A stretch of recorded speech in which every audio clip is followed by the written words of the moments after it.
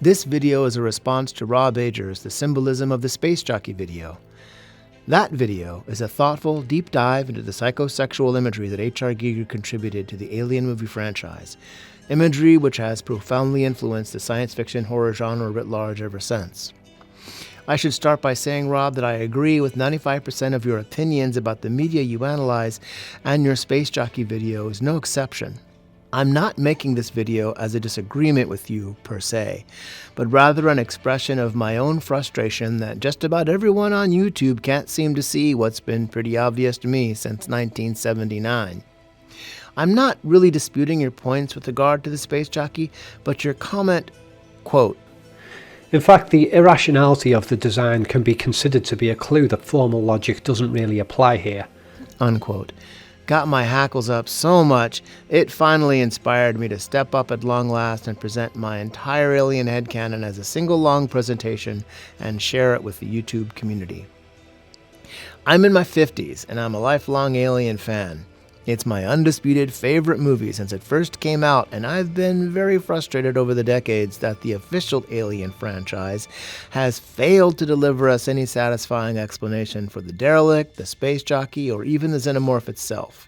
Yes, the imagery in these films is amazing and subversive and thematically brilliant, even without any logical science fiction to ground it. But, for me, the artistry of Alien was always secondary to its science fiction. In my headcanon, the artistry of Alien works entirely in the service of a strongly implied backstory. Now, to be clear, I'm not arguing that Ridley Scott or H.R. Giger or Walter Hill or Ronald Shusett went into the creation of Alien with the idea of telling the precise backstory that I'm about to tell. In fact, it seems pretty clear from the behind-the-scenes notes and interviews that they had no idea where the Xenomorph was supposed to be from. But certain elements obviously felt right to them as the film came together. Some ideas fit the logic and design of their emerging vision, while other ideas simply didn't and thus didn't make the cut. And this, I'd argue, is what we as students of cinema art are really trying to get at with all of this intellectualizing. Not the author's intent, per se, because they were not necessarily conscious of it themselves, but rather the authorial lens. It's the difference between an amateur director who just throws things together sloppily, a craftsman who efficiently translates the intent of the scriptwriter to the screen, and the auteur, whose ingenious insight inspires him to make bold, creative choices that result in a film that has a profound influence upon us because it strikes a nerve, or it articulates a big idea, or, as I believe is the case in Alien, places a dark mirror before us that starkly reflects some great truths of our age. There's a subconscious congruency to the art in Alien, visually and narratively. As a viewer, you can feel it. Giger's surrealist art feels uncomfortably at home placed alongside Ron Cobb's realistic-looking spaceships and environment suits. We know this juxtaposition is trying to tell us something about ourselves as humans, something Marxian, something Nietzschean, something Freudian. Something is steadily going wrong with the human race as we march headlong from a provincial agrarian society into a cosmopolitan industrial society and into an antisocial information society and perhaps soon into a dark cybernetic future. As we exponentially increase both our use and the degree to which we are used by our technology, these artists would seem to have tapped into something that we instinctively know is true, that what our machines are taking from us isn't worth what we're getting back in return. Giger's biomechanical fever dreams may be as much prophecy as nightmare. As our lives are made easier and longer and better by the technology we create and immerse ourselves into, there's a horror in the beauty of the new world we are creating. And when its time inevitably comes, there will be a beauty in the horror that emerges to destroy us. Alright, so I'm going to tell you my headcanon version of the Alien backstory in a narrative style. You won't necessarily need to know all the details of my narrative to understand the analysis section that follows it, though, so if you'd like to skip the whole story, then you can just jump to the next section instead. Thanks.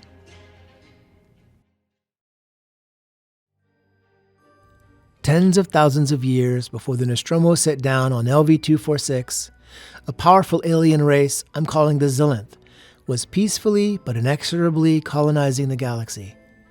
The Xilinth sought lush worlds to adapt to their bizarre liking, and they would utterly transform every living thing on every planet they colonized, altering their core genetic attributes using a highly advanced form of bioengineering I'm calling biomechanics. Now, what I mean by biomechanics is something quite specific.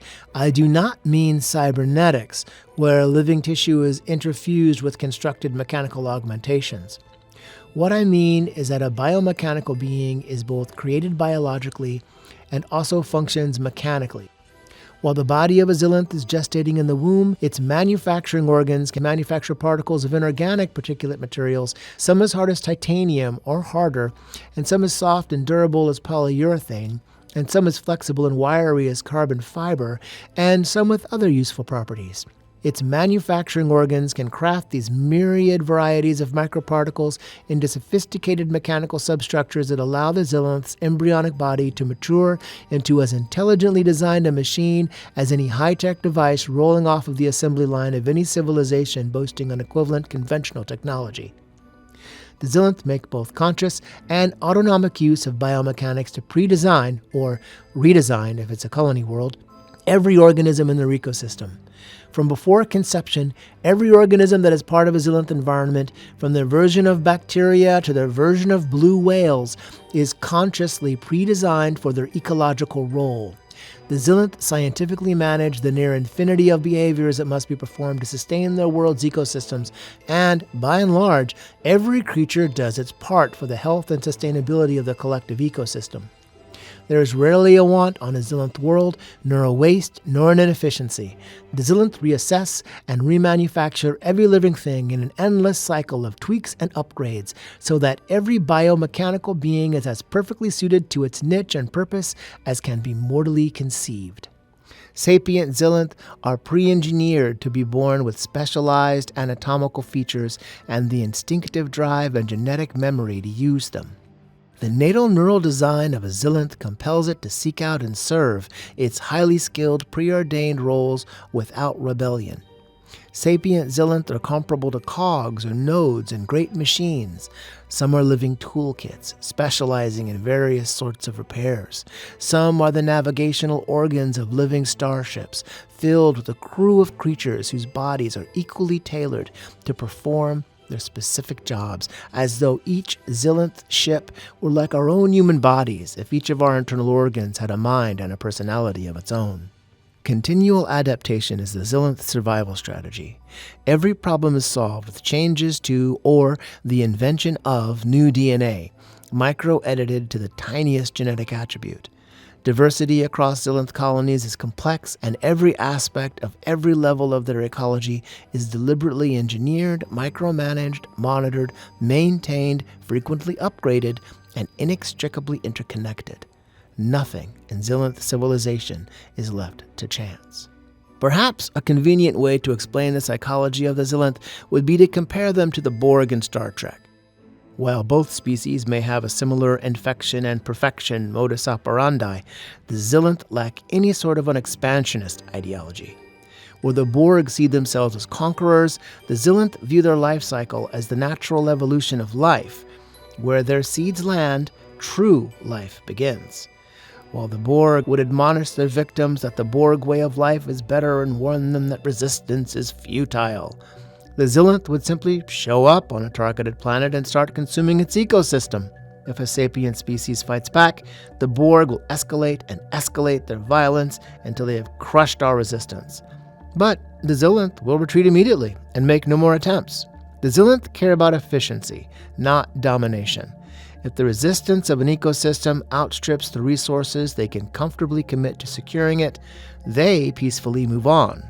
Another example to help illustrate their culture: if another spacefaring species encounters a Xilinth-consumed world, the Xilinth will typically pose no threat to the visitors, even if they land. They will not attempt to infect individuals from an outside ecosystem unless that ecosystem also happens to be targeted for assimilation, and this is a very rare occurrence. Once the Xilinth establish themselves on a given planet, they will try to stay put there for thousands of years, and they will give everything they've got to keep their co-opted ecosystem thriving for as long as possible. Even sharing a solar system with the Xilinth isn't necessarily very dangerous, because even if they begin scouting for new colonies, they are not likely to consider your world an option if your people have put up resistance to them in the past, or if your ecology is polluted by chemicals, or if environmental degradation is set in, or if there's an obvious industrial civilization already in operation. That said, communicating with the Xilinth can be difficult, if not impossible, for most species, making even peaceful interactions with them contentious, fraught, and often futile.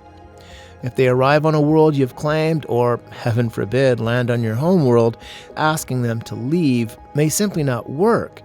The Xilinth are not aggressive per se, but each individual Xilinth is so inextricably integrated into their tightly engineered ecology that our individual-centered cultures, let alone our chaotic economic systems, are very hard for the Xilinth to understand. This was the crux of the conflict when the Xilinth encountered another spacefaring civilization that I'll call the Dyscordians. I imagine the Dyscordians as a more traditional science fiction interstellar empire. They expand, they conquer, they negotiate, they trade, they war. I imagine what would happen if the Xilinth attempted to colonize a world already held by the Dyscordians, or perhaps it was the Dyscordians' own home planet, restored to a falsely pristine state after generations of interventions to correct centuries of industrial damage. Not understanding each other, the Dyscordians concluded that the Xilinth were mindless parasites. The Xilinth, for their part, might mistake the Dyscordians for non-sapient animals, to be infected, assimilated, and improved upon in the service of their biomechanical utopia. Unluckily for the Xilinth figure out their mistake before the Dyscordians figure out theirs. Unilaterally, the Xilinth concede their disputed worlds and withdraw to outer space in the interests of peace. This was an unlucky choice for the Xilinth because the Dyscordians, still not realizing their own mistake, interpret clumsy Xilinth efforts at diplomacy as, at best, stalling tactics. To the degree the Dyscordians make an effort to understand the Xilinth at all, they regard them as an even more implacable menace than they would be if they were mindless parasites. A plague that plays strategic games and mimics poorly actual intelligent life. In the opinions of most Dyscordians, the Xilinth must be eradicated. A campaign of genocide against the Xilinth proceeds at a rapid pace. With no weapons superior to the Dyscordians other than their expertise in biomechanics, the only way the Xilinth can hope to survive against them is to weaponize their assimilation technology.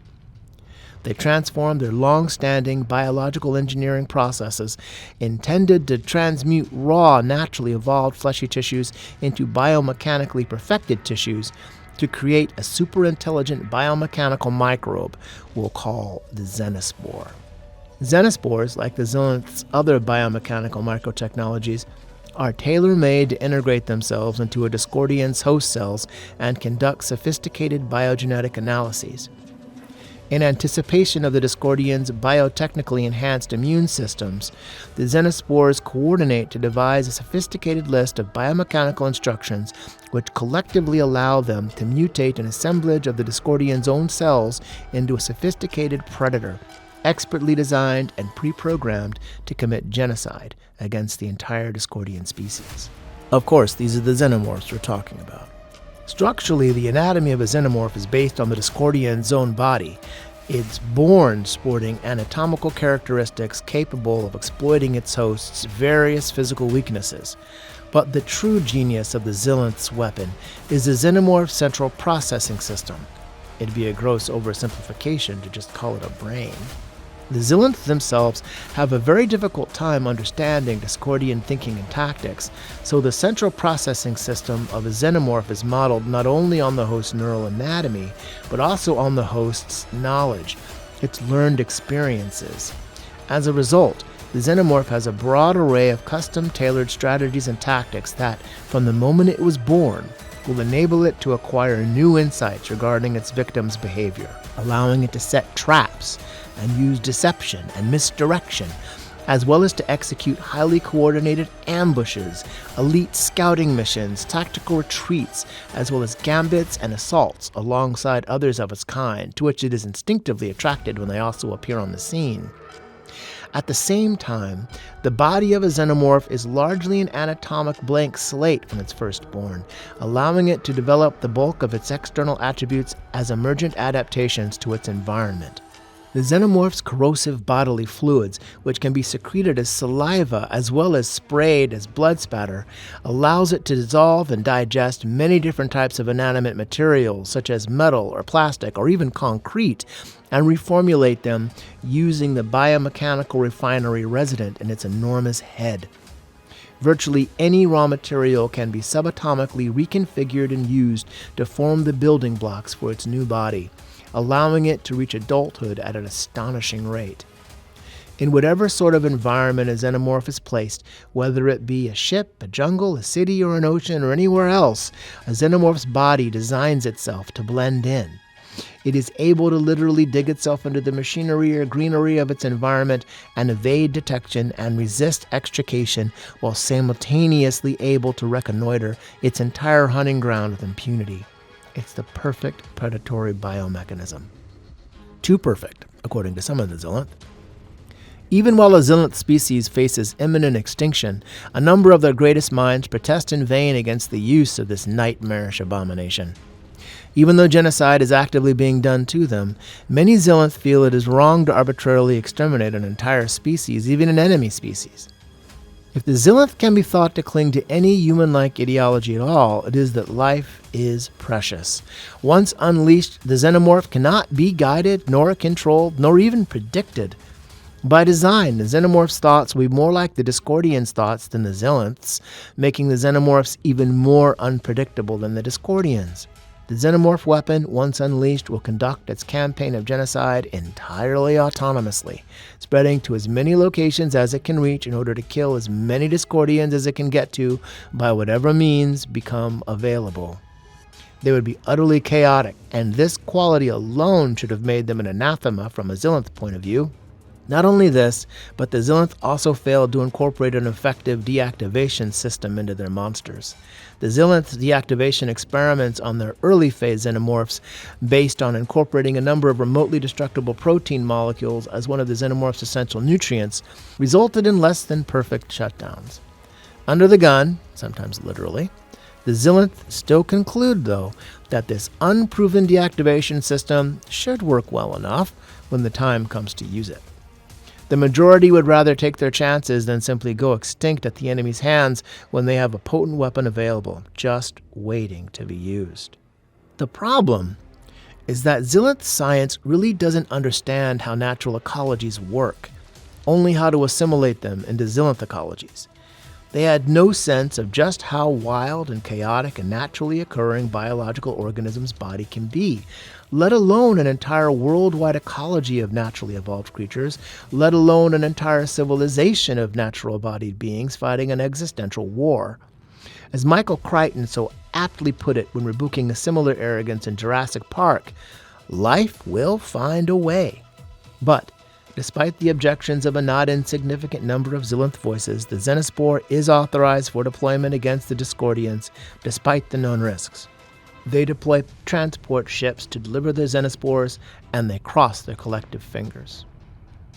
The infection of the Dyscordians proceeds as planned at first, with outpost after outpost falling prey to the Xenomorphs. But the rage of the Dyscordians and their determination to extinguish the Xilinth only escalates.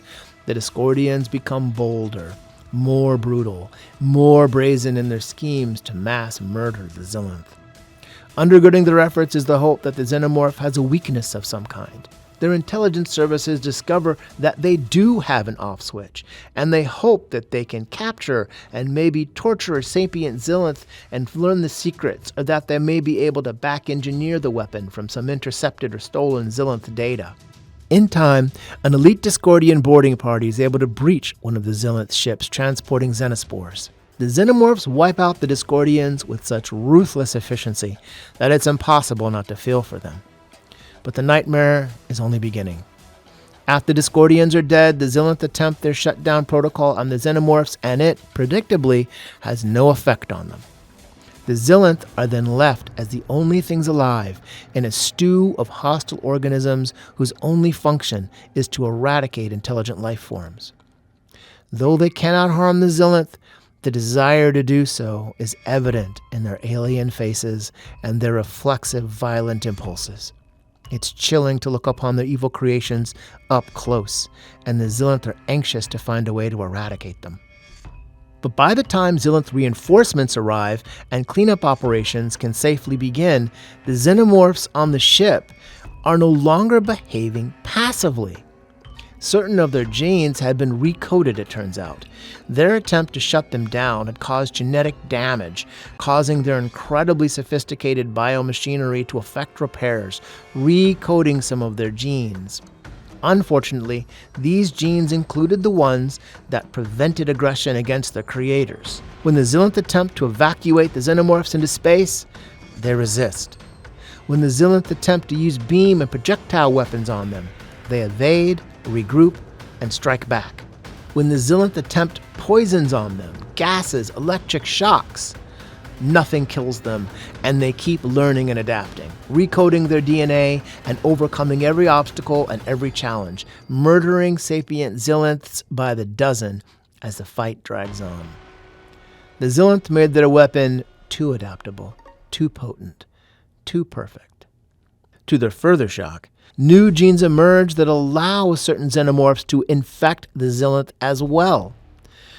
Only after this are the Xilinth finally able to fully accept the fact that their weapon will adapt itself to any environment and will acquire the ability to infect any host, known or unknown, intended or unintended. Though they may have accelerated the process in this instance with their clumsy shutdown attempts, the data they gathered in the aftermath is unmistakable. They had created their Xenospores to default to self-survival as a chief prerogative, and that means that no one is really immune to them, whether the victim be a Xilinth, a Dyscordian, or, theoretically, anyone else. Given enough time in vitro, the Xenospore will recode itself and mutate into a version that can infect any host. The Xilinth have invented genocide personified. Nowhere in the universe will be safe unless these things are stopped cold before they can spread any farther. The Xilinth involved in the incident transmit their data in the clear, to inform not only the other Xilinth but also the Dyscordians and their allies as well. The weapon they created is the common enemy of all living things and must be destroyed no matter the cost. And after they're sure their message has been heard, they do the only honorable thing they still can.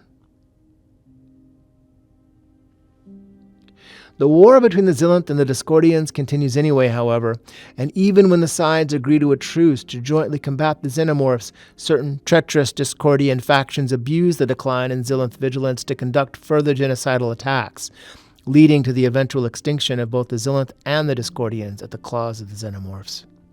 In the end, the Alliance is victorious and the Xenomorphs are destroyed and the Xenospores finally contained, but it comes at the cost of the self-sacrifice of the final few Dyscordians and Xilinth who survived long enough to see the plan through, and these individuals are the last of their races.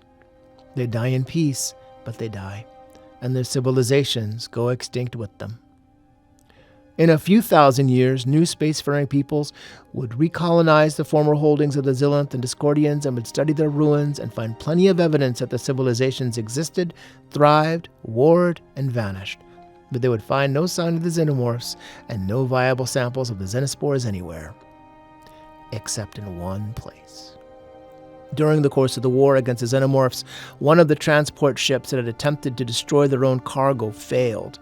Their transport craft was infected by the Xenospores, and they discovered the infection only after it had progressed too far to allow the biomechanical behemoth to reach critical mass and self-destruct. Unable to incinerate themselves in space, these Xilinth resolved to crash their ship into as desolate and remote a place as they could reach, in the Zeta 2 Reticuli star system, far away from any Xilinth planet, Dyscordian planet, or inhabited planet at all. Their crash, however, also failed to destroy their cargo. They set up an automated beacon pleading for their own destruction. Anyone should understand that the Xenomorphs are a danger to all life and their ship should be vaporized with nuclear or antimatter weapons if possible. Sadly, however, there were no Xilinth, no Dyscordians left to hear the beacon by the time it was established. The Xenomorphs murder the ship and its crew and then settle into dormancy, dissolving their bodies down into smaller, more efficient forms adapted to allow their evil species to survive prolonged times without prey, ready to mass-produce Xenospores and act with incredible speed and agility the moment a new prey creature comes near. While the transport ship calcifies into a fossil, the facehugger eggs remain alive and fresh.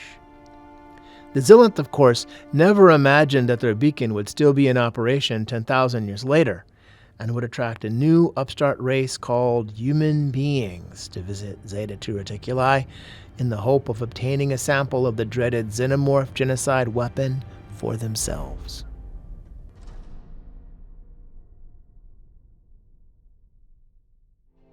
The who and what and why of Giger's imagery always seemed pretty obvious to me, even from my first encounter with the Alien franchise in the form of the heavy metal graphic novel adaptation, which I stumbled across in my elementary school library. The basic idea, which I thought seemed obvious to anyone who saw the movie or read the tie-in material, was that the creators of the derelict, who I'm going to continue to call the Xilinth, were an incredibly advanced species that used a form of biomimetic metallurgy in combination with a godlike mastery of genetic engineering to effect a technology I'm calling biomechanics, based on how Giger described his imagery in his paintings. The Xilinth used biomechanics to create their ship, the Xenomorph, and presumably to re-engineer their entire species. To me, this interpretation, in addition to being the most obvious one, is also the most intriguing one. It sure intrigued the heck out of my 9-year-old self. Yet, the actual Alien franchise, as well as most of my friends who are Alien fans, have not embraced these ideas. No one who does Alien content on YouTube seems to be doing so either, so far as I can tell. Ridley Scott disgraced himself in my eyes when he decided that the engineers are just humanoids and the technology is completely conventional, dismissing their Giger-esque attributes as nothing more than veneer. The only thing he got right in the prequels, in my humble opinion, was the black goo idea. The black goo in Prometheus is very similar to the Xenospores, and I dreamt them up when I was about 13. So, how? How could anyone not see that this is what was happening in this movie? I loved aliens, but I was deeply disappointed Cameron turned them into insects. I even wrote a letter to 20th Century Fox in the 80s pitching my ideas in the hopes they might reintroduce the real alien when they made Alien 3. I had high hopes for Prometheus, but of course I was not the only person disappointed with that film. So why did the franchise abandon these ideas? How could these ideas not be what they had in mind? Isn't the evidence right there on our faces? After more than 40 years of sharing my headcanon and getting back blank stares, I guess I have to accept that the answer is no. So it seems I have to make a case to you and hope you agree with at least some of it. Most of my ideas, I think, can be supported with evidence for the film or film tie-in materials, but before I do that, I'd like to separate out the aspects of my narrative that I can't support with the movie or the texts. These next ideas are just pure headcanon, or are at best my own speculations. First is that the Xilinth use biomechanics to grow their technology rather than manufacturing it conventionally. That is, instead of owning them as property, I pictured the Xilinth's tools and ships, etc. as independent living creatures with social roles and norms, voices in government, Xilinth rights, etc. Why I think this should be obvious. Everything on the derelict looks smooth and seamless. It looks grown, and if it was grown, then it's alive. When I saw Alien and imagined what the ship might have looked like in operation, I pictured something fleshy and undulating and wet, perhaps completely filled with fluid as I visualized in my narrative. That kind of an environment would rationalize the look of the Space Jockey, with a snout that seems to run into its chest. If it didn't need to breathe outside air, if it absorbed nutrients from the nutrient bath flowing over it, or if it was fed nutrients to the platform it's growing from, the snout could be for some other purpose. Anyway, it seemed pretty clear to me that the ship was alive and the Space Jockey was a conversational interface to one of the ship's systems. I figured the Space Jockey was the ship's navigation system, which would be why losing it to xenomorph impregnation would mean losing access to vital systems such as its engines, preventing the Xilinth ship from self-destructing. Another idea that was more or less my own was the idea of an off-switch, designed into the Xenomorph's biochemistry. The idea was that even though the Xilinth could not practicably control the Xenomorph, they could at least shut it down. Naturally, this off-switch fails, but to me, that just seems like a common-sense thing for the Xilinth to try to do. This idea was mostly headcanon, but it was inspired by an extended universe comic book where the Space Jockey makes an appearance and liquidates Xenomorphs with some kind of man-pack weapon. An idea I reasoned out on my own without any real story or text evidence is the notion that the Xelinth were an expansionist civilization similar to the Borg. Frankly, instead of having the Xelinth leave their own world, I could have made the Dyscordians the sole aggressors and told basically the same story. My purpose in telling a longer story was to underscore their tragic overreach and hubris. I believe Alien has as its backstory a cautionary tale of a noble people who valued life over politics, but whose naive failure to grasp the natural psychosocial forces that drive the expansion of intelligent life through the universe caused them to bring about an apocalypse that nearly destroys the very thing they think they are protecting: life itself. When forced to fight an existential war, pressed into a corner, these people did what they thought they had to, and only realized too late how dangerous the weapon they created was, leading them to scuttle their own ship on LV-246. I reckon from the fact that their ship is crashed on LV-246 that the Xelinth sacrificed their entire species to halt the spread of the Xenomorph. There's no clear evidence of this in the film or time materials, but this idea seems like common sense to me. The crew of the Nostromo, including Ash and Mother, have never seen anything like the Xelinth. Therefore, presumably, there are no Xelinth artifacts nor anything like them in the core star systems of human space. If the Xelinth on LV-426 are thousands of years dead, as suggested by the fossilization of their ship, and Zeta II Reticuli, which is on the edge of human space, is the furthest the Xelinth journeyed from their star, then obviously the Xelinth stopped expanding. Now sure, perhaps they retreated back to their own core star systems and are still living there today. But perhaps Zeta II Reticuli is as far as they got before they went extinct. And the theme of the story would suggest it was the latter. But this begs the question of why I think it was the Xenomorph, or the enemy who were the targets of the Xenomorph, who were the reasons for the Xelinth's extinction. Again, it's not in the source material, but I'd argue it's simply the timing. If you can only find one artifact for a civilization and it is far from the heart of that civilization, that artifact is probably from the civilization's later years, not its younger ones. Think about the Roman artifacts found in England. They're not from the Republican era, they're from the later Imperial era. And given that the only known artifact of Xelinth civilization in human space bears a warning to beware of the Xenomorphs, it seems too much of a coincidence to me. The Xelinth must have gone extinct soon after the ship was scuttled there, or there would be more signs of this species closer to the core of human space. Suddenly Xenomorphs exist, and then suddenly the Xelinth do not. A final piece of mostly headcanon that I think is worth discussing here is the inscrutability of the Xelinth and how it informs the rest of my interpretation. I think we can all agree that the technology of the Xelinth was very alien. This was one of the main ideas of the film. As you say in the comment I quoted, Rob, the Xelinth are so irrational that it can be considered a clue that formal logic doesn't apply. And I do agree. I just think there's more to it than some Swiss surrealist out-of-control sex obsession let loose in the screen. It seems pretty clear to me that the derelict not only is very unusual, it's utterly unique and unprecedented. And it's clear by the context that the humans have indeed encountered alien life before this, so there is a basis for comparison. Yet, the computer, which presumably contains information regarding these other alien civilizations, still can't make heads or tails of this thing. No one has any idea what they're looking at. You've got to have a truly alien brain to build something that so utterly defies comparison. But of course, that's just technology. If you're thinking it, I'd agree with you that it's quite a leap from having a few strange ideas about how to build a spaceship to a culture that's so utterly inscrutable that it leads to genocide. Where did I get such a crazy idea? Well, I thought this idea was implied in the movie, specifically from the behavior of the Xenomorph itself. I mean, look at this thing. Does this thing act like any predatory animal you've ever heard of? It's easy for us to get in the headspace of a lion or even a great white shark because they're our distant cousins. We share a huge amount of DNA in common. We have similar emotions, similar cravings, similar impulses.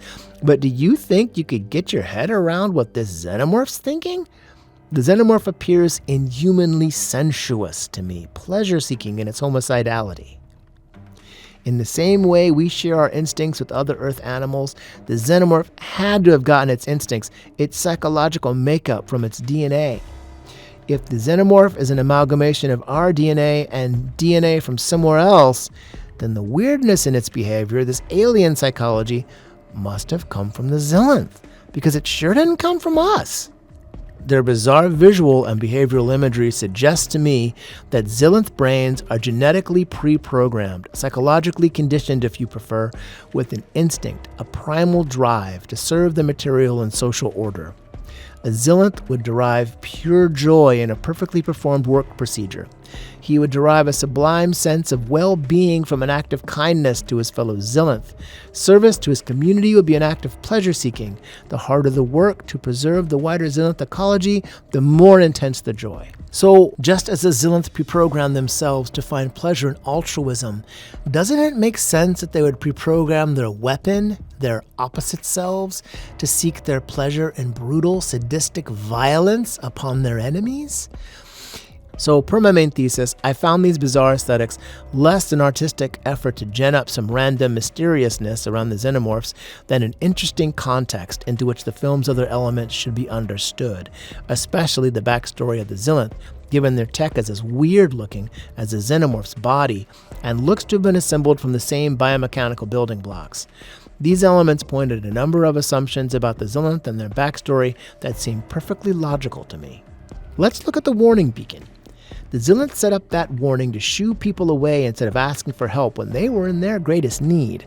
What kind of a people would do that? Not the kind who would create monsters such as the Xenomorphs. So, on the surface, this is a contradiction. And while one might argue that this is therefore evidence that the Xenomorphs are not their creation, not only does their similar visual styling belie that conclusion, I have some pretty good film and film tie-in evidence that contradicts it too, so I don't accept that explanation. I'd argue that it's because of their bizarre behavior and practices that diplomacy between the Xilinth and Dyscordians failed. Perhaps the Xilinth invaded a Dyscordian world as in my narration, or perhaps a brutal Dyscordian empire had encountered and tried to conquer the Xilinth. But either way, the Xilinth were unable or unwilling to comply with Dyscordian demands, and the Dyscordians were so terrified and repulsed and confused by them that they concluded genocide was the only way to deal with them. The Xilinth then, equally confused and terrified, had no choice but to respond in kind, using the only real trump card they had to play, biomechanical weapons. Alright, so that was the last of my idle speculations. For the rest of the video, I'm going to show you evidence.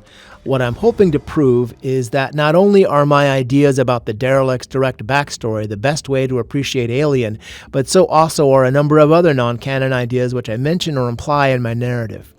To do this, I'll be using evidence from the film, from behind-the-scenes interviews, and from tie-in materials, including the Heavy Metal comic and especially the Alan Dean Foster novelization. So, before I begin, a quick note about the novelization and other tie-in materials. Now, I understand your approach to film analysis, Rob, is to discount the tie-in adaptations altogether, and I would generally agree with you about that, but I have to disagree in the case of Alien. First of all, the novelizations and other simultaneous release materials were clearly made in collaboration with the original creative teams themselves. There are scenes in these works that aren't in the film, but which we know were shot or at least were planned. There are differences between the media, of course, but I'd argue that the tie-ins are not fan fiction. An examination of these differences, I think, can provide key data points from which a stronger picture of the artwork's best cultural meanings can emerge, I feel.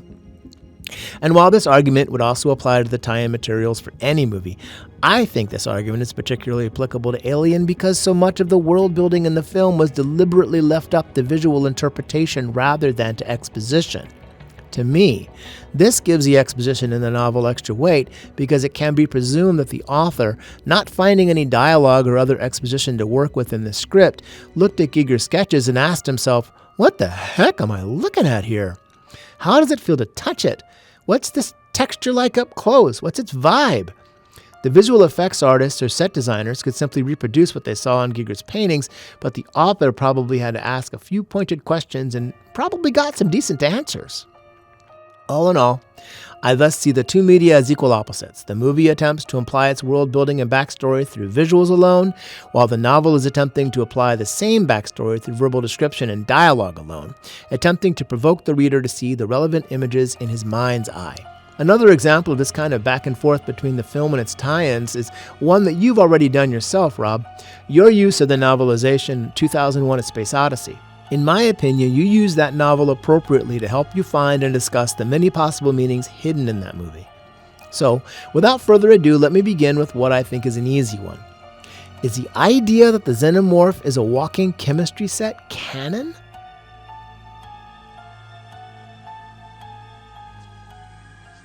What's it got down his throat? I would suggest it's feeding him oxygen. Paralyzes him, puts him in a coma. And keeps him alive. Now what the hell is that? The Alan Dean Foster novelization elaborates. What oxygen? Dallas wanted to know.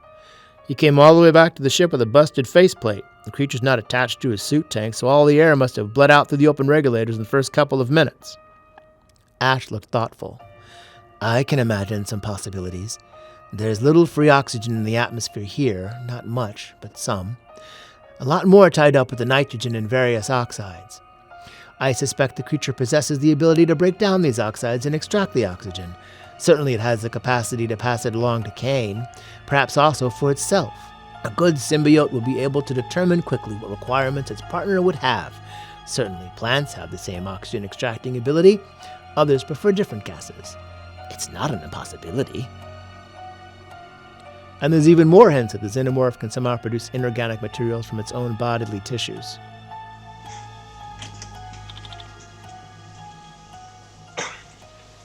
Did you want something? Yes, I had a little talk. How's Kane? He's holding, no changes. And our guest?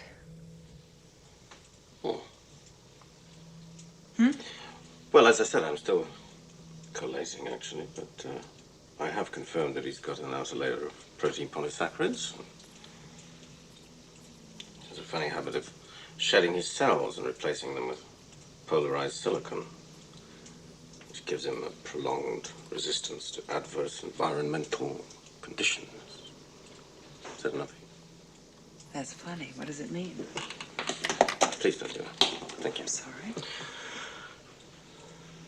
Well, it's an interesting combination of elements, making him a tough little son of a bitch. And you let him in. If a Xenomorph can produce a significant amount of silicon, an element that does not occur in nature from its own internal tissues while it's still a larva and sitting on a table, we can only imagine what its innards might be able to produce as an adolescent, with a more fully developed chemistry lab running at full capacity within its body. The novelization adds a great deal more detail. What have you found out? It's got an outer layer of what appears to be protein polysaccharides. At least that's my best guess. Hard to tell without a piece for detailed analysis, and attempting to remove even a sample might cause it to drain fluid again. We can't risk it dissolving part of the autodoc. Not hardly, she said dryly. Right now, that machine's the only chance Kane's got. Exactly. What's more interesting is that it's constantly sloughing off cells within a secondary internal dermis and replacing them with polarized organic silicates. It appears to have a double skin without acid flowing between the two layers. Also, the acid seems to be flowing under high pressure. It's a good thing Dallas didn't cut too deeply with that knife, or I think it would have sprayed the entire infirmary. Ripley looked properly impressed. The silicate layer demonstrates a unique, very dense molecular structure under the scope. It might even be capable of resisting the laser. I know, he said in response to her look of disbelief. That sounds crazy, but this is the toughest chunk of organic material I've ever seen. The combination of the way these cells are aligned with what they're composed of adds up to something that defies all the rules of standard biology. Those silicated cells, for example, they're metal bonded. The result is what gives the creature such resistance to adverse environmental conditions. Anything else besides the silicates and the double dermis? Well, I still have no idea what it breathes, or even if it breathes the way we think of standard respiration. It does seem to be altering the atmosphere around it, perhaps by absorbing whatever gases it requires through numerous surface pores. There's certainly nothing resembling a nostril. As a living chemical factory, it surpasses in efficiency anything I have ever heard of.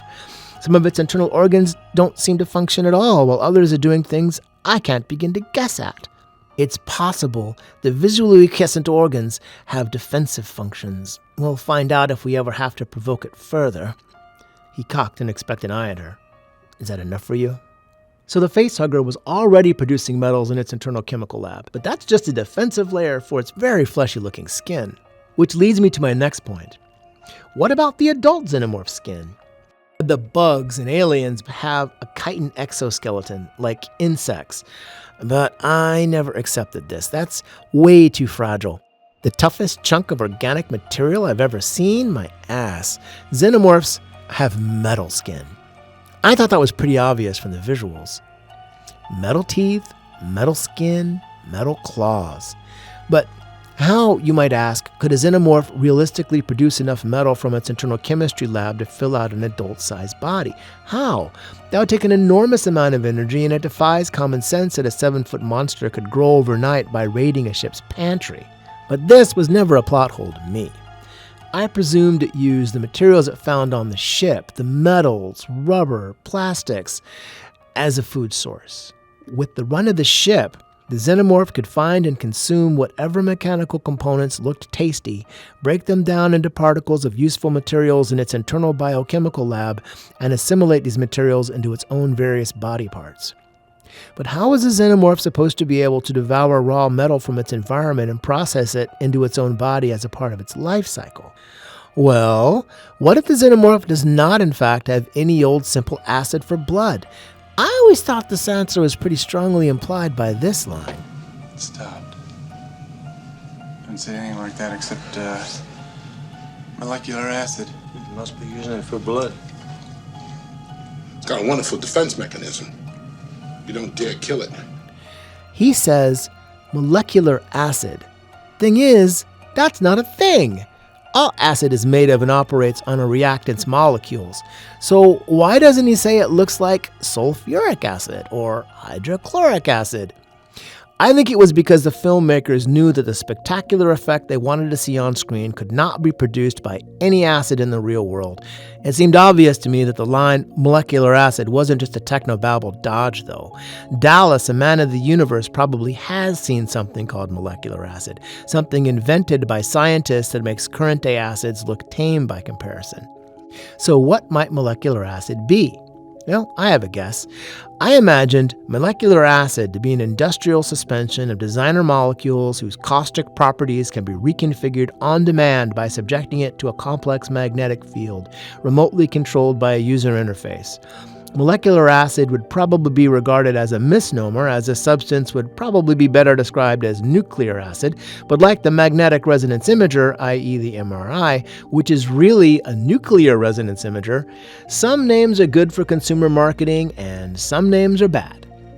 In any case, the main distinction between molecular acid and naturally occurring acids is that molecular acid would be highly selective about what it corrodes. For instance, human engineers might use molecular acid to melt through miles of sedimentary rock to reach a vein of rare ore deep in a planet's crust.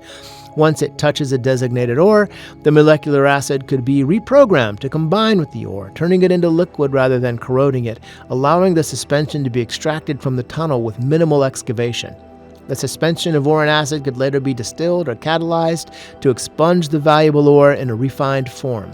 Obviously, this molecular acid industrial product would be quite useful in mining or other industries, and Dallas would definitely be familiar with it. So what I think flows through the xenomorph's tissues is something similar to molecular acid, just much more advanced. I think the xenomorph uses its designer acid as a sort of liquid fuel, recharged by endothermic nuclear fission reactions within the xenomorph's internal biochemistry lab. The acid blood provides a variable degree of heat and causticity, mediated intelligently by autonomic sensing of the body's tissues needs and the organism's tactical awareness as perceived through its sensory organs. The temperature of the xenomorph is attenuated to keep the creature's biomechanical processes and environmental camouflage optimized against each other at all times, even when it is unable to feed itself or is unable to breathe. The molecular acid's programmable selectivity would explain why its acid blood doesn't burn through its own tissues, and it would certainly explain how the xenomorph can grow as fast as it does and sustain itself indefinitely in a vacuum. The idea would be, then, that the instant a xenomorph's skin is cut or its exoskeleton is cracked, the control system changes the molecular acid to maximum heat and causticity as a defense mechanism to counterattack those nearby or to breach the hull of the ship it has been deployed against. But is anything like this canon? It is in the book. What do you think this stuff is? Dallas's gaze traveled from the tiny crater in the deck to the hole in the ceiling overhead. I've never seen anything that could eat through hull alloy like that, not with that kind of speed. I've never seen anything like it myself, the science officer confessed. Certain highly refined varieties of molecular acid are tremendously powerful, but they generally will act only on certain specific materials. They have restricted general applications. On the other hand, this stuff appears to be universally corrosive. We've already watched it demonstrate its ability to eat through several very different substances with equal facility, or indifference if you prefer. Whole alloy, surgical gloves, a medical pallet, infirmary bedding. It went through them all with equal ease. While they shifted the character with experience with molecular acid to Ash rather than Dallas, the text makes it clear that molecular acid is indeed a thing in the alien universe, and the xenomorph's blood resembles it. The xenomorph has for blood something that does not occur in nature and is similar only to something known to be a product of a far future form of chemical engineering. The fact that the xenomorph's acid has the ability to burn through materials that molecular acid cannot furthers the idea that whatever is pumping through the xenomorph's body is obviously considerably more advanced. Naturally, the idea that the xenomorph's acid is fission-powered is purely headcanon on my part, but I'm reaching to explain what it does. My point is that it can do these impossible things, and the fact of this capacity, forgotten by later filmmakers, can explain quite a number of other things. First of all, how the xenomorph would be able to devour materials around it in the Nostromo and incorporate them into its body. This could be how it can grow and regenerate so fast. It's using its acid as saliva to soften hard materials so it can devour and digest them.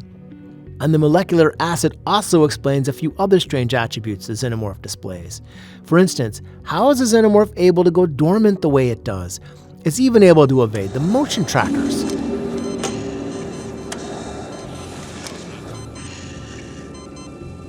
What the hell's wrong with that box? Dallas? You're gonna have to hold your position for a minute. I've lost the signal. You sure? Look around. Are you sure that it's not there? I mean, it's gotta be around there somewhere. You'll notice the xenomorph isn't just standing still. Dallas is sitting still too, and he's not vanishing from the screen. The xenomorph is holding itself so still that it created zero perturbations in the environment around it, making it invisible to the tracker. It's something humans can't do, and it's baffling. The idea is even more fully elaborated on in the novelization. We found it lying there, on the floor of the mixing chamber below the walkway, the engineer said dully. No sign of him, no blood, nothing. What about the alien? The same, nothing. Only a hole torn through the central cooling complex, right through the metal. I didn't think it was that strong. None of us did. Dallas didn't either. We've been 2 steps behind this creature since we first brought the hand stage on board. That's got to change. From now on, we assume it's capable of anything, including invisibility. No creature is a natural invisible, Ash insisted. She glared at him. No known creature can peel back 3-centimeter thick deck plating either. The molecular acid could also explain the xenomorph's freakish strength. The xenomorph had that quality in the novel, strong enough to rip through solid plate steel. Of course, the filmmakers didn't portray the xenomorph as having this strength in the final cut of Alien as far as we see, and of course they don't even mention it in the later films. I suspect this degree of brute strength would have made the creature too powerful, making it literally impossible to defeat. But, in my opinion at least, a virtually invincible xenomorph would have been very much the point. You know, the xenomorph wasn't ripped apart by the jet wash. It wasn't incinerated. The shuttle's thruster merely pushed the creature away. Its skin is metal, and its internal composition makes it virtually invulnerable. How do we kill it, Ash? There's gotta be a way of killing it. How? How do we do it? You can't. It's bullshit. You still don't understand what you're dealing with, do you? Perfect organism. Its structural perfection is matched only by its hostility. You admire it. I admire its purity.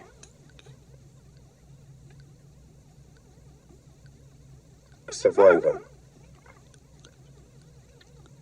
Unclouded by conscience, remorse, or delusions of morality.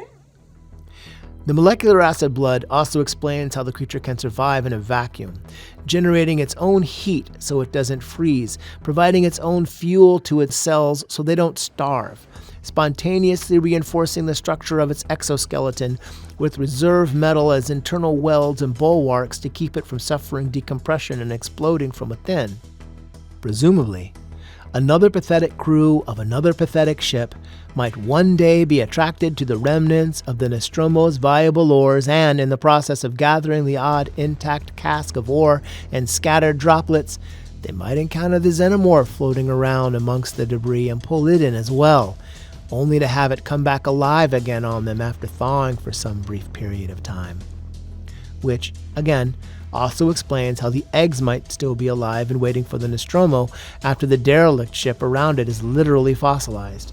If it's harvesting energy from internal nuclear fuel, the other living things around it may die and turn to stone, but the eggs, the spores, live forever. And what about the ability to hide from the Autodoc's sensors? Yes, Ash could have been simply hiding what he knew from Dallas and Ripley, even as they peer in over his shoulder. But I think the molecular acid blood could explain what we see here as well.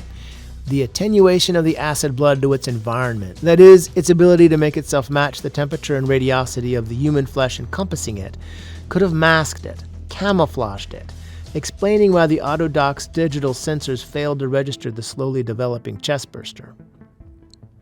Or, as it works in my headcanon, the molecular acid could produce enough power to generate a bioelectric cloaking shield, concealing the activities of the Xenospores while they busily gather the tissue mass they need to effect the construction of a tiny horror that comes together only at the last second, concealing all signs of infection from even the most sophisticated sensor systems until it's too late. The molecular acid blood explains it all. And again, I at least saw all of this in the film. And this sets up my next point. The Xenomorph is a weapon. It's not an evolved creature from a hostile world of equally scary creatures. It's not a creature that started out as something else and was genetically engineered. The Xilinth themselves may have started out as a naturally evolved species, but the Xenomorph is, more literally than any other Xilinth creation, a true biomechanoid. It's not an improvement to something else. The Xenomorphs are the original thought of the Xilinth bioengineers who constructed them from their cells up to make them the ultimate living weapon against advanced spacefaring species, unstoppable, invincible. The anatomy of the Xenomorph defies the conceptual divide between machinery and biochemistry. They are the ultimate invention of the ultimate bioengineers, and creating them was that species' undoing. But did the Xilinth really create the Xenomorphs? Is there a way we can know that? Well, maybe not know, but I believe it was intended to be the case. I see it implied in the visuals. The form of biomechanics that styles the Xilinth is unmistakably the same as styles the Xenomorphs, but the Xilinth's own bodily aesthetics are symmetrical, smooth, flowing. Dare I suggest beautiful? And the Xenomorph takes those forms and perverts them, introducing a grotesque violence, jagged edges, acute protrusions, barbs, claws, ridges, fangs. This is something I noticed right away when I was a kid. These are the same technology, this ship and this monster. I mean, that much seems obvious. It's just that one kind of alien is friendly and the other is weaponized. A subjective reading? Sure. But again, I think it's supported well enough in the text. Whatever metal the hull was composed of, it glistened in the increasing light in an oddly vitreous way that hinted at no alloy ever formed by the hand of man. Dallas couldn't even be sure it was metal. First, the inspection revealed nothing like a weld, joint, seal, or any other recognizable method of co-joining separate plates or sections. The alien ship conveyed the impression of having been grown rather than manufactured. Lambert studied the lustrous, almost wet shine of the curving sides, the absence of any familiar exterior features, and shook her head in wonder. As they strode carefully over shattered boulders and loose, shaly rock, Dallas was aware how small the alien ship made him feel. Not small physically, though the bulging, overbearing arc of the hull dwarfed the three humans, but insignificantly tiny on the cosmic scale. Humanity still knew so very little of the universe, had explored a fraction of one corner. It was exciting and intellectually gratifying to speculate on what may lie waiting in the black gulfs when one was behind the business end of a telescope. Quite another to do so on an unpleasant little speck of a world such as this, confronted by a ship of non-human manufacture that uncomfortably resembled a growth instead of a familiar device for manipulating and overcoming the neat laws of physics. That, he admitted to himself, was what troubled him the most about the derelict. Had it conformed to the familiar in its outlines and composition, then its non-human origin would not have seemed so threatening. He did not put his feelings down to simple xenophobia. Basically, he hadn't expected the alien to be so completely alien. Time to set aside idle speculation, he told himself firmly, and treat with reality. This odd horn shape was a spacecraft, differing only in superficial ways from the Nostromo. There was nothing malignant about the material it was formed of or ominous about its design. One was the result of different technology, the latter possibly of aesthetic ideals as much as anything else. When viewed in that manner, the ship assumed a kind of exotic beauty. No doubt Ash was already raving over the vessel's unique design, wishing he were here among them. The ship, all of the Xilinth's tech really, carries the hallmark of Giger's biomechanics, but it is not lusty or violent or grotesque. And yes, one could argue that this is because they weren't supposed to be the same species at all, but I'd counter that argument by pointing out the sheer number of similarities between the alien ship and the Xenomorph. The difference isn't in the elements, it's in the composition, an arresting unconventional asymmetry in one, a violent specificity in the other. A ship of serene peace, a weapon of total sexualized violence and brutal total war. The signal itself was frighteningly specific, very detailed. The derelict spacecraft we found had landed on the planet apparently in the course of normal exploration. Like Kane, they encountered one or more of the alien spore pods. The transmission did not say whether the explorers had time to determine if the spores originated on that particular world or if they had migrated from somewhere else. Before they were all overcome, they managed to set up a warning to keep the inhabitants of other ships that might consider setting down on that world from suffering the same fate. Wherever they came from, they were a noble people. Hopefully mankind will encounter them again under more pleasant circumstances. Of course, Ash claims Xilinth found the eggs on the planet, not that they were brought there. But is he telling the truth, though? Not only does my previous argument suggest he's lying, so does evidence from the very same tie-in novel. The walls of the shaft had vanished. He was swinging in emptiness, hanging from the end of the cable. Some kind of room, maybe another chamber like the big one above, he thought. Whatever it was, he'd emerged from the bottom of the shaft into it. He was breathing hard from the exertion of the descent and the increased warmth. See anything? Startled, he gave a reflexive jerk on the cable and started swinging again. He used the mechanism to steady himself, cleared his throat before replying. No, nothing. There's a cave or a room below me.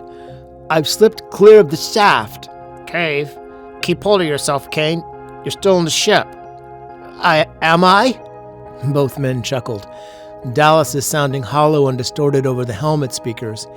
Kane tried to shake some of the sweat from his forehead. Okay. So it's not a cave, but it feels like the tropics down here. Leaning over slightly, he checked his waist instruments. He was far enough below the surface to be in a cave, but so far he'd found nothing to indicate he was anywhere but inside the bowels of the alien ship. So why would Ash lie about this? Perhaps to conceal from them what the warning actually said, that the Xilinth created the Xenomorphs themselves, and they therefore know with painful certainty how dangerous a weapon they are. The knowledge that the Xenomorphs' own creators were terrified of them, and that they themselves, their entire species, was destroyed by them, would surely sway Ripley and the others to view the Xenomorphs as a threat, not just to their own lives, but to all life on Earth and everywhere else.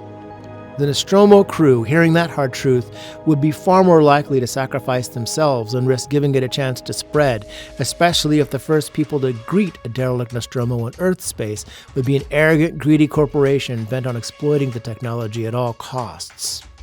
But again, is this canon? This one is a more complicated issue. Frankly, whether you agree with me about anything else going forward in this video will depend on whether you agree with me about Auteur Theory. If you do agree with me, then you'll agree that the artist need not appreciate the world he's depicting in order to create it. An artistic genius, by my definition, is a channel through which all ideas possible to him are instinctually sorted and filtered and refined. It's not a methodical process, it's an instinctual one. One kind of genius may have dreamed up a world in advance and may be using his intellect to select very specific elements so that everything is consistent with that vision, but an auteur is no less a genius going into the process blind and relying on inspiration alone. If successful, this may represent the greater sort of genius, I'd argue. An obvious example of the former would be George Lucas, but a strong example of the latter is clearly Ridley Scott. H.R. Giger said, "Once the alien was under control, Ridley asked me if I would design a spaceship not made by human beings. Well, how do you do that? I thought maybe it might look organic, something that could grow even, like a plant, but I didn't know exactly what it should look like. Then early one morning I couldn't sleep. I got up and started painting, and the derelict ship was born in a few hours. It ended up like an aerodynamic bone with little technical stuff all over it, but it wasn't anything I had planned. It just sort of ran out of my mind and my airbrush." And Ridley Scott had to defend Giger's vision. He said, "Giger's first drawing was just a knockout. I took one look at it and said, that's it. Other people couldn't quite see it though, so I had to keep digging in my heels and saying, 'You won't get a better derelict. Don't screw about with it.'" Giger also said, "In the original story, the eggs were in a pyramid silo, like an Egyptian one, with hieroglyphics on the walls. I worked up the hieroglyphics which tell the story of the alien. But it was too close, we found, to our own Egyptian culture, and we thought it should be almost completely unearthly, so we designed another silo." Scott elaborates. "The pyramid and the derelict, two different elements, was still the subject of a seesaw debate when I came onto the project. I would love to have shot it, but the more I thought about it, the more I realized it would have been wonderful in a 3-hour version. What finally cracked it was the budget. We just had to get rid of it. And you know, sometimes financial practicalities force you to do a certain amount of editorial work, and I'm glad we simplified it." So, are these random business choices that mean nothing? Or was there a greater artistic vision in the ether that only these auteurs could sense? Like I said in the beginning, it's not that I believe these creatives planned Alien as it turned out. It's just that certain elements felt right to them as the film came together. This is an example of how an auteur's masterpiece can emerge as he creates it, making some of the options the obvious winners while making other choices, even some long-standing ideas like the pyramid, ultimately unworkable. A movie is like a snapshot of a whole hypothetical world, the overwhelming majority of which, of course, cannot be depicted in the movie itself. If the elements the artist assembles are consistent, then the internal logic of the plot is strong, and the implications of the story's events become easy to guess, and then the sheer verisimilitude of the film will beg for a future artist to return to the work to continue the story, or tell another story in the same narrative universe. The auteur himself doesn't need to understand this off-screen context at all in the moment of creation. If his work feels true to him himself when he invites an audience to it, rightfully, that's all he needs to care about. So, the creators of Alien didn't know what picture they were painting even as they painted it, yet, by instinct, they stumbled into creating a masterpiece. We all felt it. Watching Alien put us in a mindset where all of it somehow made sense. They couldn't explain it, we couldn't explain it, but all of the insane elements clicked. It felt right. It felt consistent, even its inexplicable surreality. The proof of this is in the final result itself.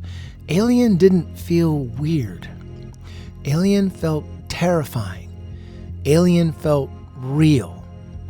And much of this was lost, I think, in the sequels and later Alien universe media, where lesser artists became involved. Or perhaps the blame should fall on the producers and production executives.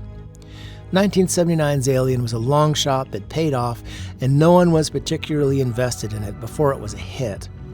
After Alien's success, however, it was suddenly a franchise that needed to be protected at all costs and milked for as much as could be earned from it.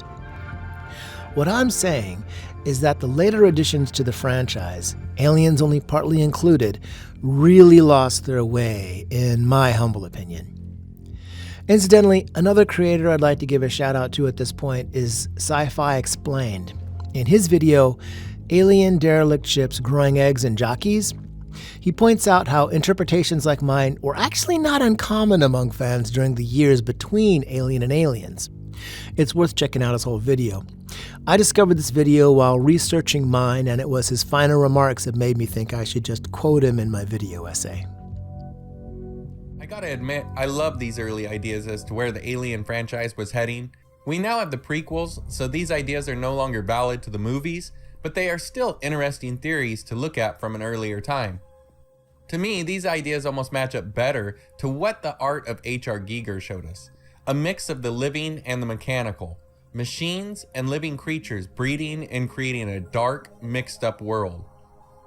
Giger always said his ideas scared him, and I think this perversion of life and metal becoming one in a twisted, almost forced method goes in line with the idea of a living craft and other living creatures that blur the lines of living and dead things and inert or conscious materials. Sci-Fi Explained hits the nail on the head. What did we lose when the Xenomorphs were turned into mere greedy, hungry, mindless monsters, a plague of bugs, rather than the masterpiece creation of a race of exquisitely powerful biomechanical gods? I think we lost a lot. I think we lost everything. If the sequel's version of the Xenomorph is irrevocable, it's hard to blame Scott that Prometheus and Covenant sucked. The sequels siphoned away the majesty of implied alien lore and substituted something so coarse and pedestrian that Scott almost seems justified in turning all of Giger's visionary art into veneer in order to get away from the monsters themselves and reintroduce some semblance of gravitas to the franchise. These hymenopteran zombie locust ant lemming things are not my Xenomorph. This isn't my Xenomorph. This isn't my Xenomorph. This isn't my Xenomorph. This is.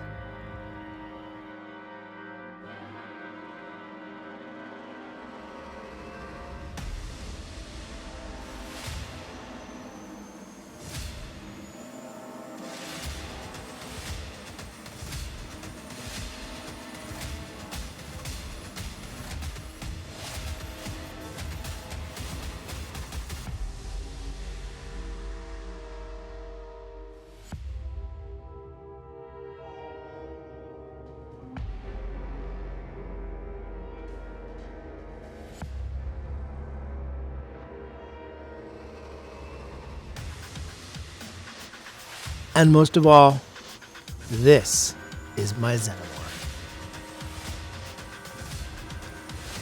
While most of these sequences playing now were not included in the final cut, they really reflect the Xenomorph as it should have been depicted throughout the sequels.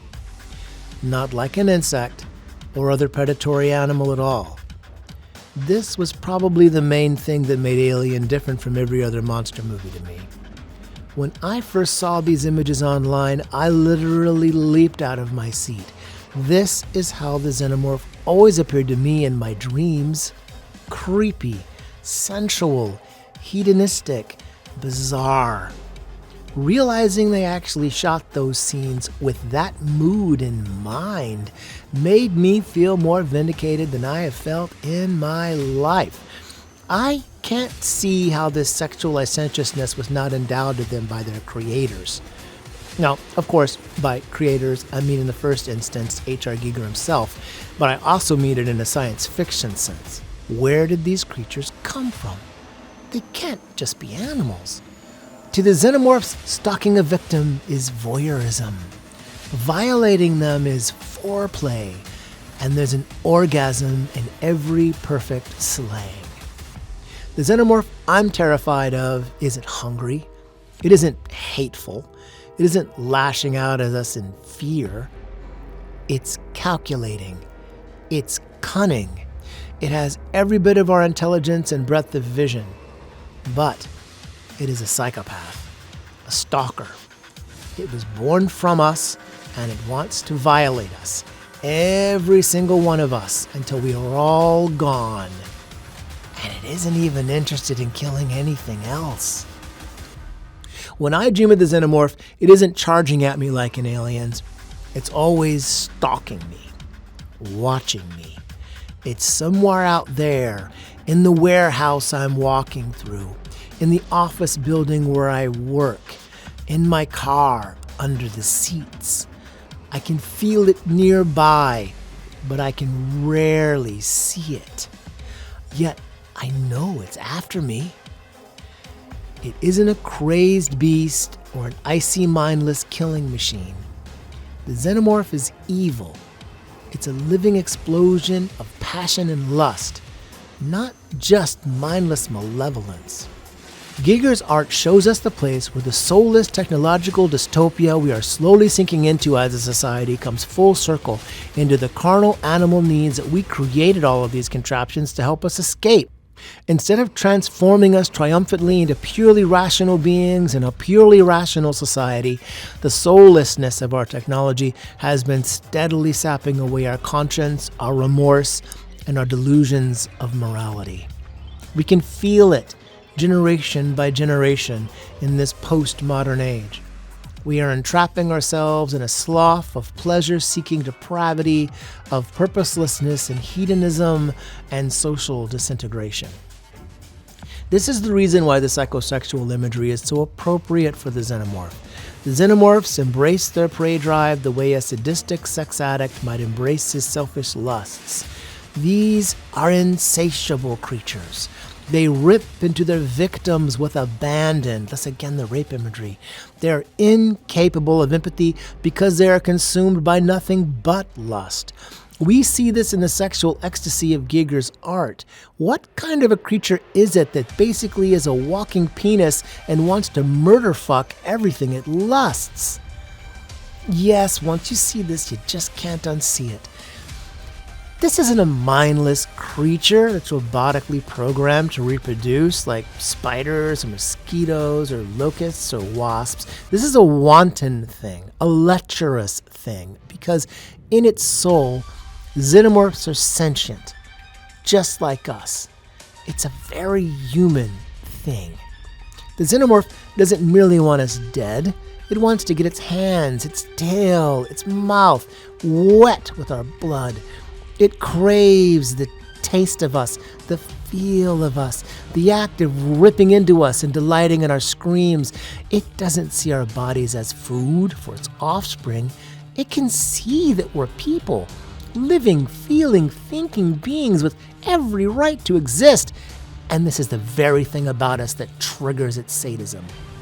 It wants to violate us, to transgress our boundaries.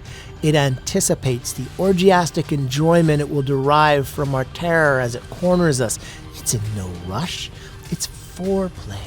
And, of course, what it longs for most is the pleasure it will feel while it is raping us literally to death as its final orgasmic payoff. In the end, one of the most important differences between the monster in the movie Alien and all of its sequels is this fact. The sequels saw living hosts as essential to the life cycle. They needed as many of us alive as possible.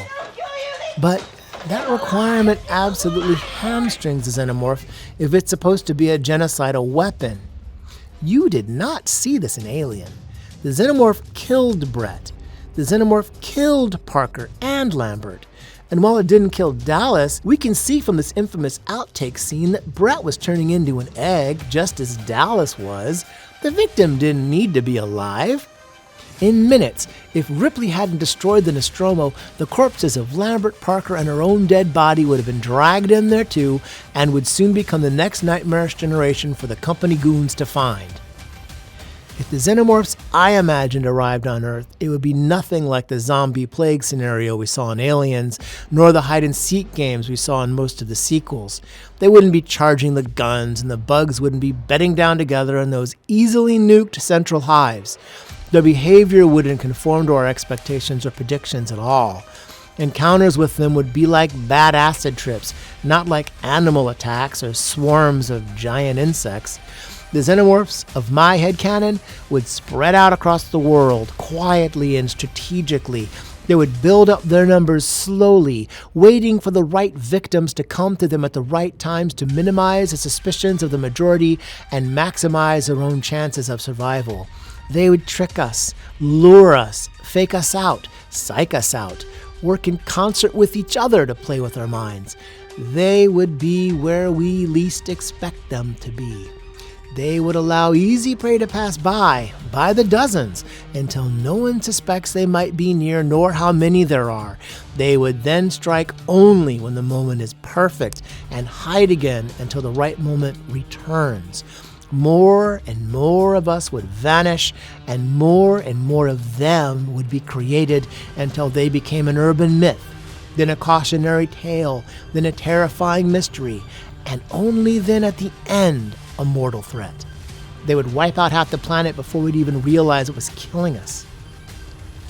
What we got instead were formulaic monster movies, zombie apocalypse films, haunted house movies, and pretentious philosophy lectures masquerading as bland horror flicks. I'm not saying I hated this stuff. I adored Aliens when it came out, and I still love it today. But I put the sequels in a separate category. I think of them as existing in an alternate universe from Alien. This is my way of acquiescing to the sad fact that the real Xenomorph was only portrayed on screen once. If the Xenomorphs in Aliens had been the Xenomorph in Alien, well, it would have been a very different movie indeed. I'm not sure how any of those characters would have survived. Newt would probably have been the sole survivor again. If the Xenomorph at Alien got to Earth and proliferated by the thousands, the Marine Corps would be useless against them. The concept of asymmetrical warfare would not even begin to describe the problem. Even apart from the psychological warfare and chess games these creatures would play with us, they would be impossible to engage with. I have already proposed that perhaps the Xenospores might be able to conceal themselves against sensor scans, and that the Xenomorph can hold so still that it can evade motion sensors, but there is one other thing the Alan Dean Foster alien can do that I haven't mentioned yet. The Xenomorph can fold itself up and squeeze into the tiniest of places. It was put to brief but effective use in the film. But in the novelization, this ability was crucial. It was how it lured Brett to his death, how it evaded Dallas in the air shaft, and how it got into the chamber with Parker and Lambert before they could escape. And of course, it was how it was able to hide in the shuttle and survive the Nostromo's self-destruction. The shaft made another turn. He didn't recall there being quite so many twists and sharp bends, but he was positive he was still in the main shaft. He hadn't passed a single side tunnel large enough to admit anything larger than Jones, And despite the alien's demonstrated aptitude for squeezing into tight spaces, Dallas didn't think it could shrink its bulk enough to fit into a secondary vent pipe only a dozen or so centimeters across. The navigator looked at her tracker, suddenly puzzled. The reading remained as incomprehensible as before. There seems to be some kind of a double signal. That's crazy. Are you getting two separate readings from me? No, just one impossible one. I'll push on ahead. It'll probably clear up as I move. He rose, not seeing the massive claw rising from the catwalk under him. The groping paw just missed his left foot as he moved onward.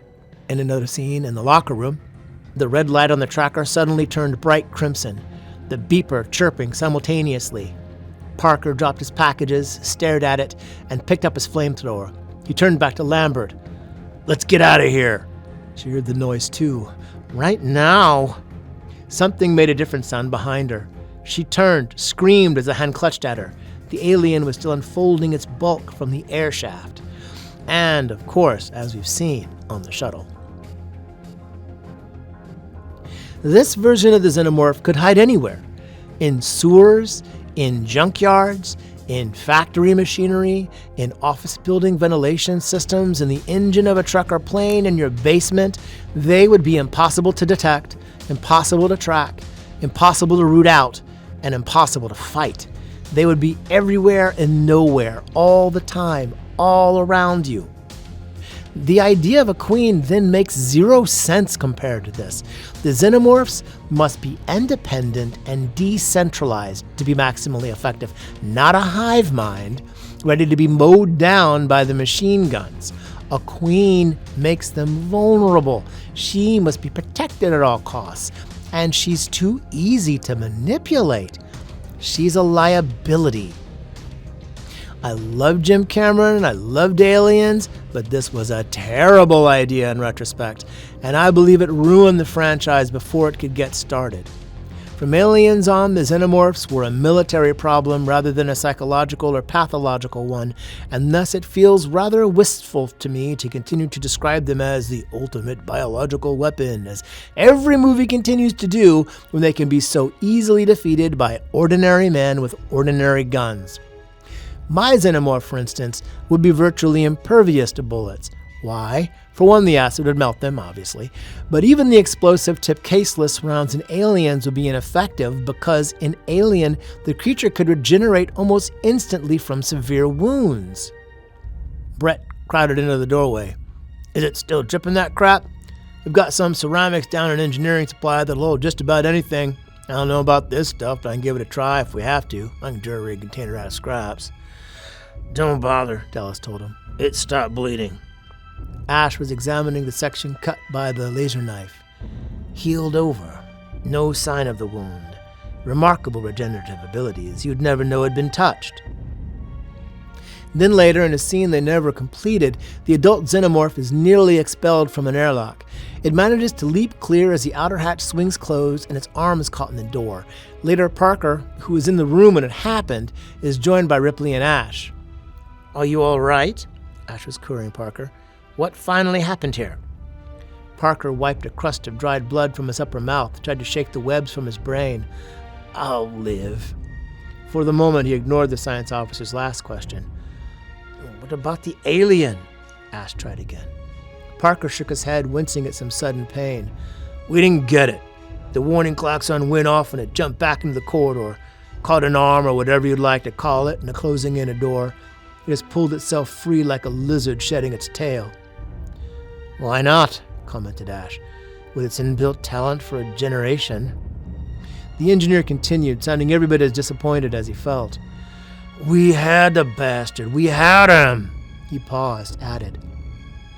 When it pulled free of its limb, it bled all over the place. Limb did. I guess a stump peeled over fast, lucky for us. The acid ate right through the hatch. That's what caused the depressurization. He was pointing shakily toward the door, sealing off the airlock vestibule from the rest of the corridor. So, what's frustrating here is that the book never mentions this arm again, even when the Xenomorph next appears. In any case, I presume it did grow back, since in its next 2 attacks, it would have been too glaring an omission for Foster not to describe the Xenomorph swinging a stump around at Parker, Lambert, and Ripley. But my point is, had the bugs and aliens been the Xenomorph of Alien, even being blown to several pieces as they are here would not have actually killed them. Only destroying their heads, I would propose, would be fatal. And flamethrowers shouldn't have worked on them either. It's strange to me that the flamethrower was resurrected in the sequels. It didn't help Dallas. Put simply, the Xenomorph was a threat because it acted with stealth, cunning, intelligence, and ruthless determination. It was hard to kill because, acting alone, it could get very close to its victim before they could realize it. As a horde of bugs, the Xenomorph loses all of that. As one YouTuber put it, when Xenomorphs showed up at a scene in a large group, they could be defeated by firing constant shots with the help of a pulse rifle, since plasma weapons primarily worked as an effective tool to kill them. Typically, it is seen that Xenomorphs are easier to kill when they appear in a group, and hence it is much more challenging to kill a lone Xenomorph than to take out an entire horde of them. Right, exactly. So what this has meant is that I've been waiting for my alien monsters to arrive on screen my entire life, and sadly, I'm still waiting. In any case, thank you for watching.